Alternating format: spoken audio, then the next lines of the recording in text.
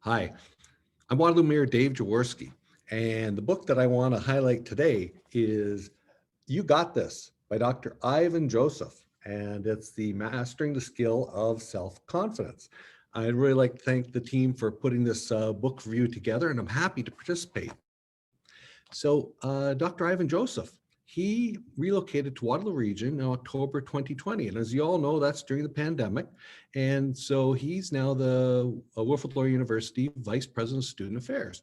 So I thought I'd talk to Dr. Joseph and had a good rapport with him.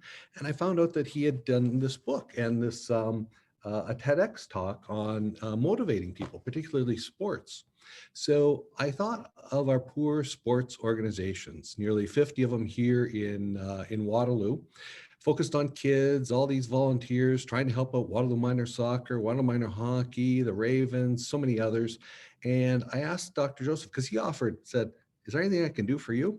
And I said, it would be great if you could sort of do a motivational speech with some of our sports organizations. All these leaders are really working hard in really tough pandemic times. He said, awesome. I'll gladly volunteer and do that for you. I said, great. We put it together, had a great time. And we talked a bit about his book, but all about motivating kids and motivating yourself. And so if I look at Dr. Joseph's bio, he came here to Canada at age 5 from Guyana.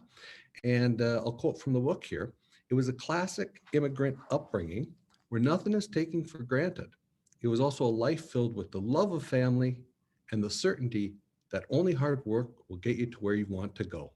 And well, where did he go? Well, I think I mentioned his TEDx talk that Dr. Ivan Joseph has done, and it's got over 20 million views on YouTube. Something to take a look at. So his book is all about building the self-confidence that is hidden inside of you, about leadership and perseverance. And I would say, that really applies to me. I came here to go to school to study math, very studious, but through the years, you come out of your shell and you start enjoying talking to people a heck of a lot more than you enjoy doing the old math and calculus. And this book is really about that. So how do you grow yourself? I'm going to cover really 3 things from his books. Number one, he quotes, putting yourself in situations where you overcome challenges and develop the skill of self-confidence. And one of his first examples was volunteerism. And since that's really impacted me, I'll fill you in on that. So you want to know a secret on how I became mayor? Volunteerism, massive volunteerism. But it didn't start early with me. It really started at age 37 when I really wanted to get involved in the community, but I didn't know who to talk to. But I set up a lunch with a friend at the time, a new friend at the time, Rosemary Smith of the KW Community Foundation. We had a great lunch. And after that, I ended up volunteering with the KW Community Foundation Grants Committee for probably about 6 years. Got to meet a lot of people, reviewed and visited over 200 grant requests from other charities in our community. Really broad-based example of how to get to know the community. Next thing you know, I'm on the board of Communitech, Chamber of Commerce, Cato Community Foundation itself, and in total, probably about 12 different volunteer opportunities, including Waterloo Minor Hockey. I'm not a very good skater, not a very good scorer, but certainly I can manage a team, and that's what I did for 2 of my kids' teams. And I really think that really, all those connections, all those learnings, and really helped me find out how to get connected with the community, and that's key. Number 2, how to maintain self-confidence. Well, in his book, he says, don't allow someone else to determine how you feel. And let's just say that applies a lot to the mayor. Let's just say I get a lot of feedback. It can come on Twitter. It can come in emails. And you can tell in the emails when the person starts typing in all caps, they're yelling at you. And I don't take it to heart. Instead, my mind analyzes it for the root point that the person is trying to make. And then I assess that point honestly and objectively.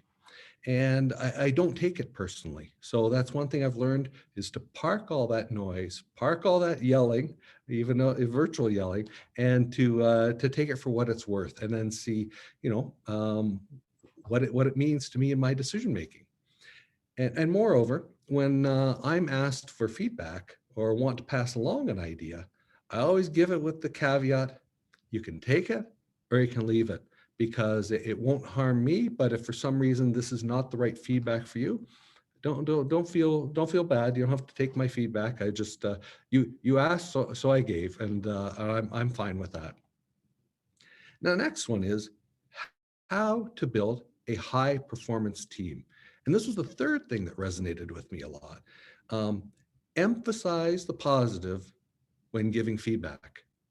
So he gave an example of sports teams that were studied by researchers, and they do video review sessions, as you know, after the game.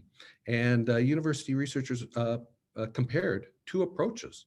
So number one is you go through the video review and you say, okay, that could be done better. You should have done this. You could have done that. So for next time, do those things. The second one, they only pointed out what the players had done right. That was a good play. That was a good play. That was a really good play. That was a good pass. And as you're guessing, when the researchers compared the two approaches, the first approach gave modest improvement, but the second approach, the positive reinforcement, dramatically improved the team's performance. So the lesson is reinforce the behaviors that you want to see repeated.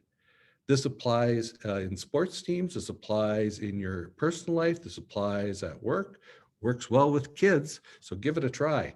This is a very readable book by Dr. Ivan Joseph. I'm looking forward to hearing what you think. I think this is a wonderful book, very easy read, tab it up and have some learnings.